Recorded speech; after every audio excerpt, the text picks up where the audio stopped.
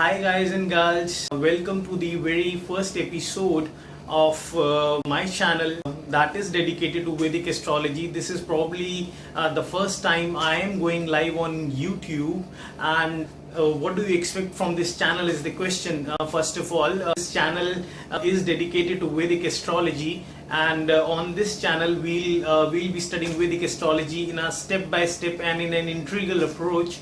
And this is your host RISHU, and since this is an introductory episode, we won't go into the intricacies or the subtle nuances of Vedic astrology.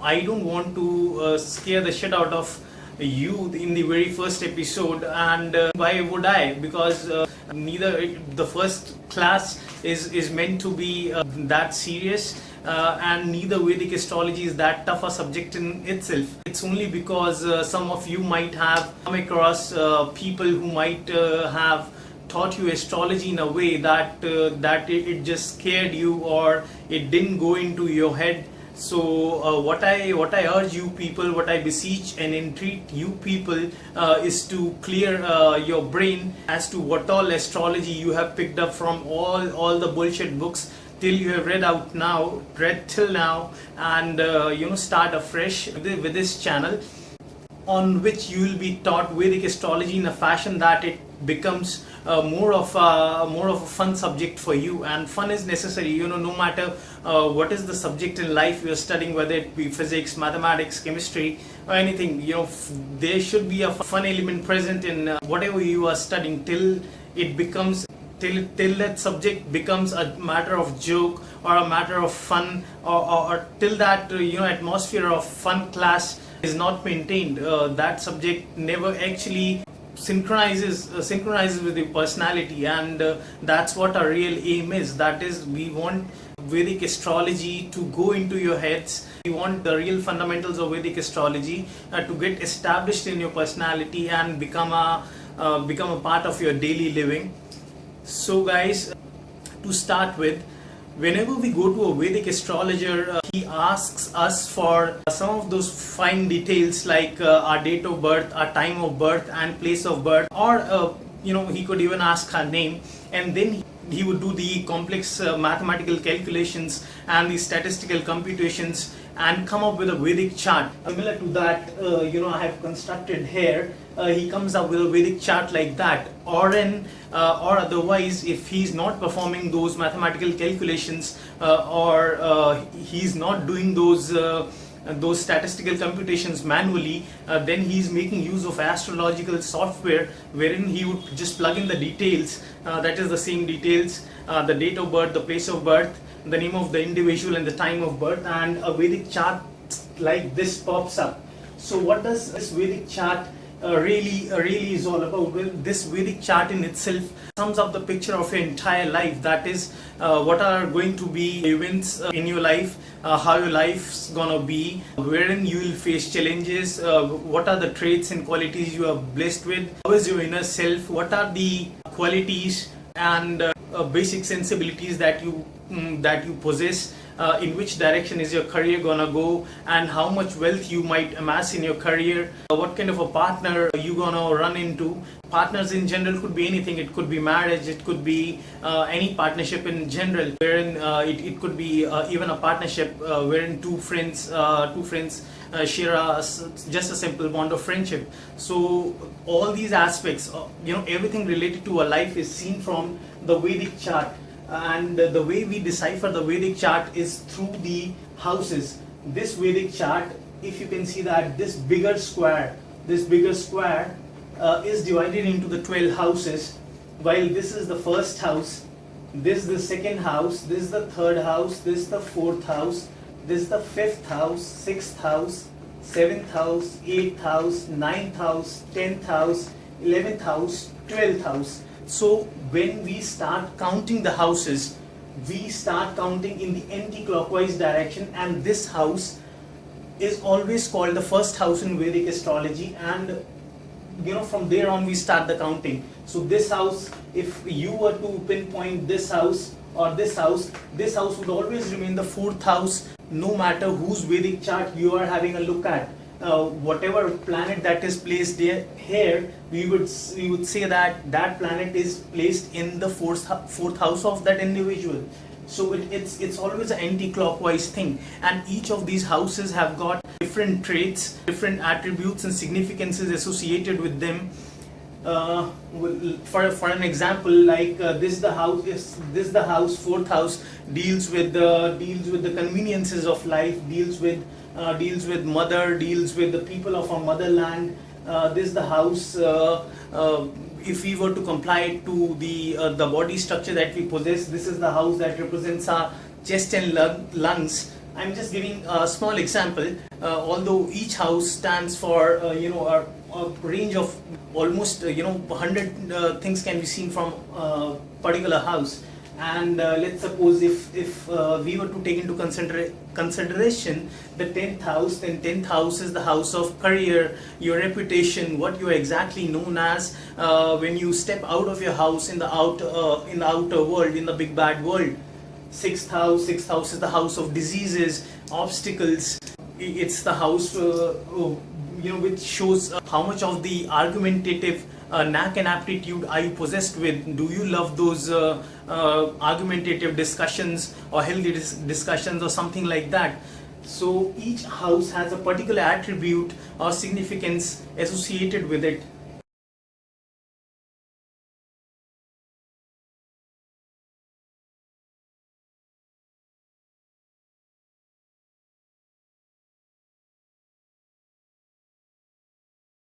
And then come the planets in the Vedic astrology. There are 9 planets in Vedic astrology.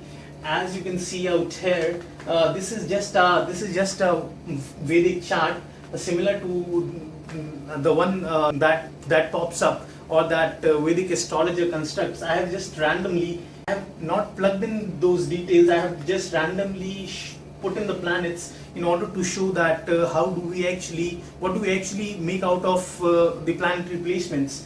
So the 9 planets in Vedic astrology are Sun, Mercury, Venus, Jupiter, Rahu, Mars, Moon, Ketu, Saturn, and each of these planets stand for a different attribute.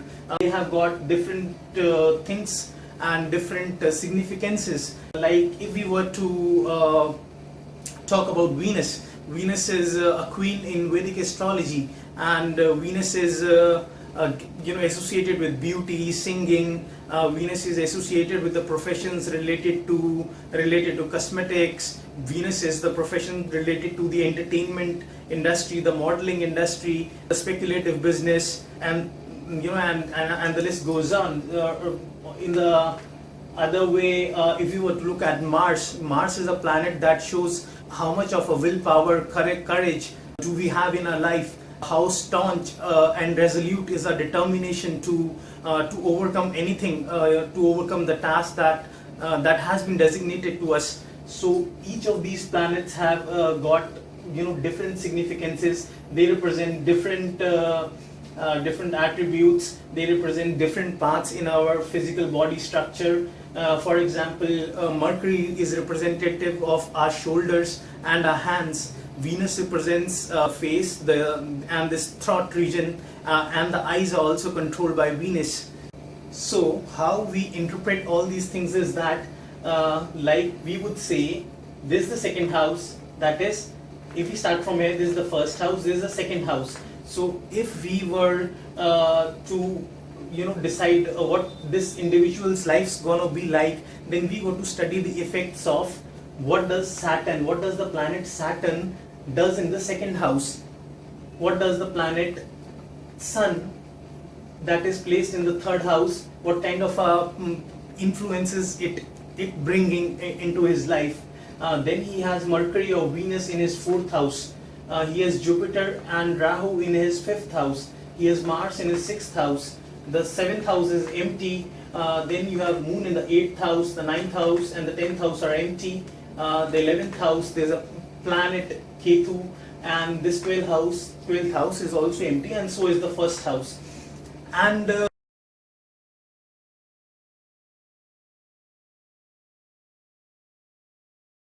now you might be wondering, that how we what does Saturn has to do with the second house, and how does the Vedic chart differ from an individual to individual. Well, every individual has a different and a unique Vedic chart. For example, a person, if this person has Saturn in his second house, Saturn in his second house would give entirely different results to the person who has Saturn in his ninth house. Then you could come across a person who has Saturn in his 10th house, or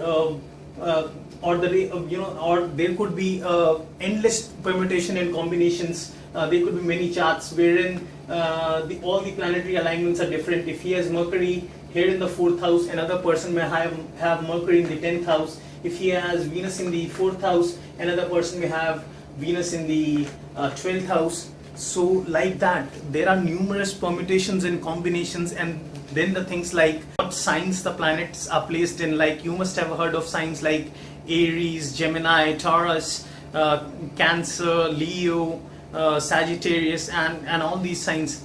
So this, and then those signs also have the essential and the unique attributes associated with them. And this is how we club energies. That is, if we were to decipher out how this individual life, how this individual's life gonna be, then we got to interpret how does the planet Sun, which is right here, how well does Sun does in the 3rd house, and what kind of things can be seen when we have Sun in the 3rd house. And then we take into consideration on all the 9 planets, study the whole chart, do the in-depth analysis of the whole chart, and this is how we come up with the Vedic predictions.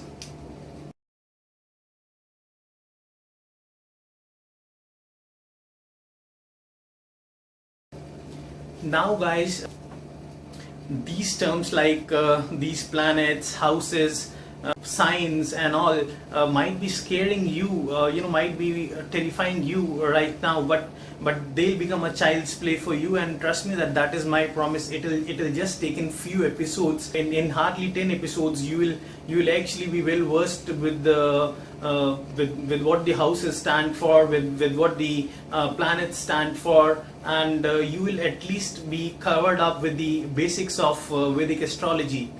But one thing I want to warn you is that most of the now with the advent of technology, hardly there is any person who would do the complex mathematical or the statistical computations when casting a Vedic chart. Most of this manual work has been replaced by the astrological softwares that are there. And with the advent of the discoveries in the field of science, technology, with the globalization coming up, the computer programming getting revolutionized. Now there are softwares dealing with almost every aspect of our life. So if you are an engineer, you have a couple of engineer-aided softwares that can ease out the work that is to be performed manually by an engineer in the olden times. If you are a doctor, then there are many of the softwares that come in very handy for the doctors out there. If you are an architect, then couple of softwares deal with architecture, and the Vedic science or Vedic astrology is no different. It too has astrological softwares that are being made used of while casting a Vedic chart.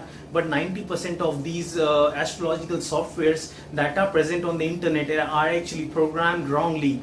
And yes, that is the reason when you plug in your details in any of these astrological softwares, and the prediction comes up, you feel that there's nothing as this astrological software is telling me. It is totally interpreting my life in a different way. It is telling that I am going through a very good phase in life, while I am going through one of the most tormentous and chaotic phases in my life.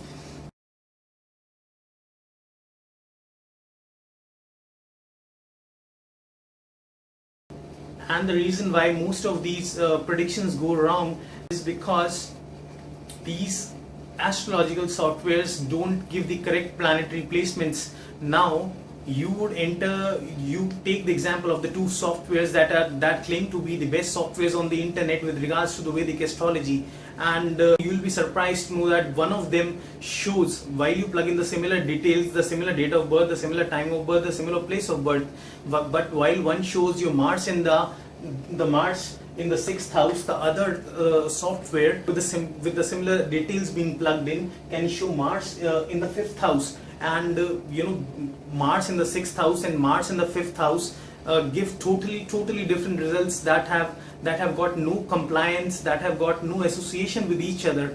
So this is where you start losing interest in Vedic astrology.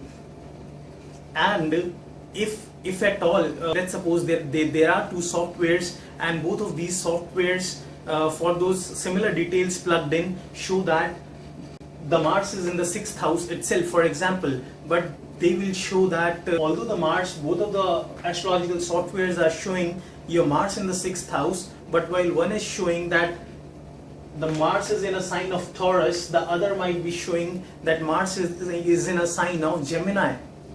So it could be Taurus, it could be Gemini, and each sign has got a unique attribute, unique significances, as I just told you. And Taurus and Gemini are completely, totally opposite signs. They are totally incompatible with each other. So even if Mars is in the 6th house, the effects that Mars is bringing into your life can be wrongly interpreted, because those astrological softwares, those two astrological softwares are showing your Mars is in the different signs, and you don't know which one is correct. And let's suppose, even if we drill down further, let's suppose these two astrological softwares show that your Mars is in the 6th house and it is placed in a sign of Taurus. And let's suppose there are three softwares that claim to be the best while casting the Vedic charts, and all of them show that your Mars is in the 6th house and in the sign of Taurus, and in the sign of Taurus. So we can vouch for the fact that yes, at least there are 95% or above chances that since these three astrological softwares are giving the same planetary placements and showing my Mars placed in the same house, they are giving the correct planetary alignments. But if you were to go into the real intricacies of Vedic astrology and drill down further, one of those astrological softwares might show that Mars is present at 15 degrees 16 minutes Taurus, and the other might show that Mars is present in 15 degrees 45 minutes Taurus. Each sign in Vedic astrology is of 30 degrees. So it's just a minute difference of let's say 29 minutes, which in itself you might be saying that it hardly makes any difference. But the difference can be rather huge, because this is where the nakshatras and the padhas come into play. Now you might be new to the term, those nakshatras and padhas that I am talking of. So let's suppose even if your Mars is 5 minutes plus or 5 minutes minus as compared to what it actually should be, then you cannot make the accurate predictions. Your predictions could be 70 to 80% correct, but they would not be 90% correct. Like, for example, now although Mars in the 6th house being placed in the sign of Taurus, as shown by the three astrological softwares, can help you make 70 to 80% of a prediction correctly when it only comes to depicting what kind of influences Mars is bringing in your life.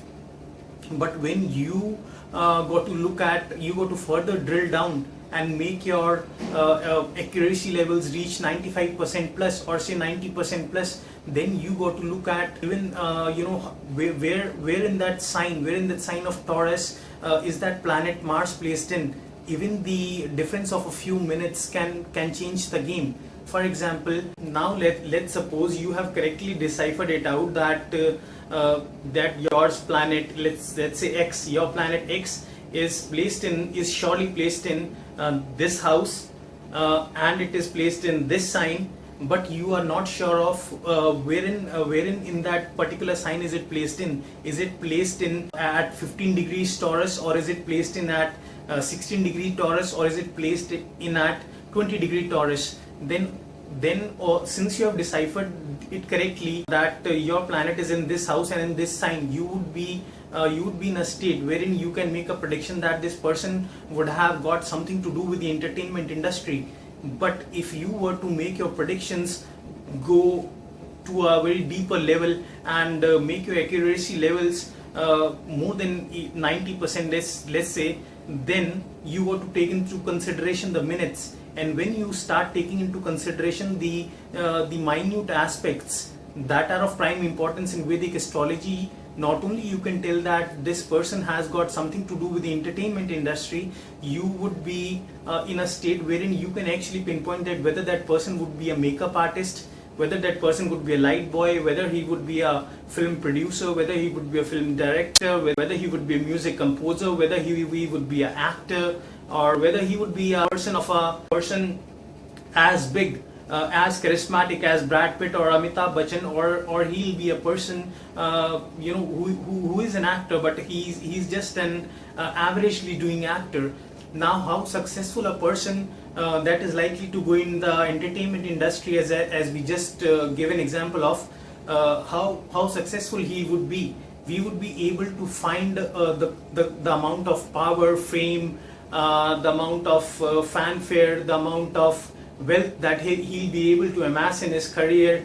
We would be in position to actually determine that when we take into consideration not only the houses and the sign the planet is placed in, but when we even drill down further to make sure that at what point in that sign is that planet placed in, whether that planet is placed in the first 10 degrees of that sign, or is it placed in the middle 10 degrees, or is it placed in the the last 10 degrees of the sign.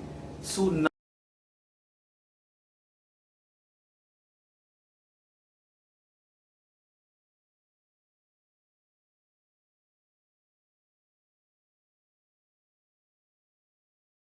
now this is the reason why many of those people in the world would be having the similar planet in the similar house in the similar sign, but the degrees it is placed at in that sign would be different, and this can make a huge amount of difference as to whether you will become that Brad Pitt or Amitabh Bachchan, or your stature would not be as charismatic of these big shot personalities, and you would be an averagely doing actor.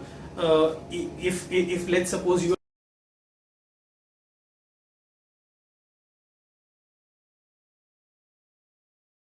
or if you are a businessman, it could show that whether you are a big time business tycoon, you are an international figure, who is worldwide famous, who has got 100 or 1,000 industries all over the world. He is regularly in news for some reason or the other. He has got a big fanfare following, and he has a billion or let's say 10 billion fans on Facebook. Or is he a man, or is he a businessman who is successful, but his stature is not as big as that of the international figure that we just talked of?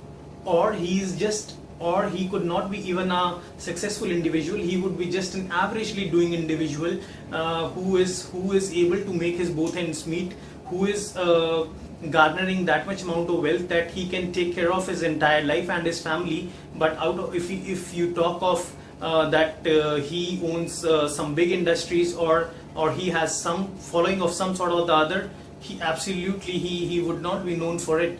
And this is how we decipher out things.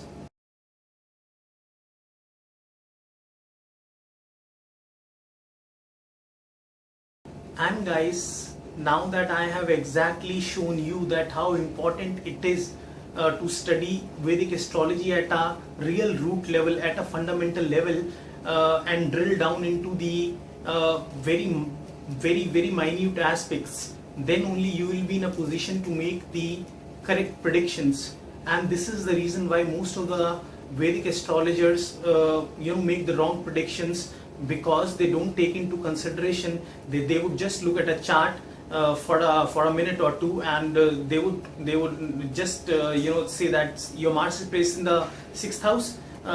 So this and this gonna happen in your life. Leave alone drilling it down to the nakshatras and the minutes and the padhas. They won't even look at the sign that the planet is placed in. That is Taurus, like we talked of in that example. They won't even take that into consideration. That could entirely be a game changer.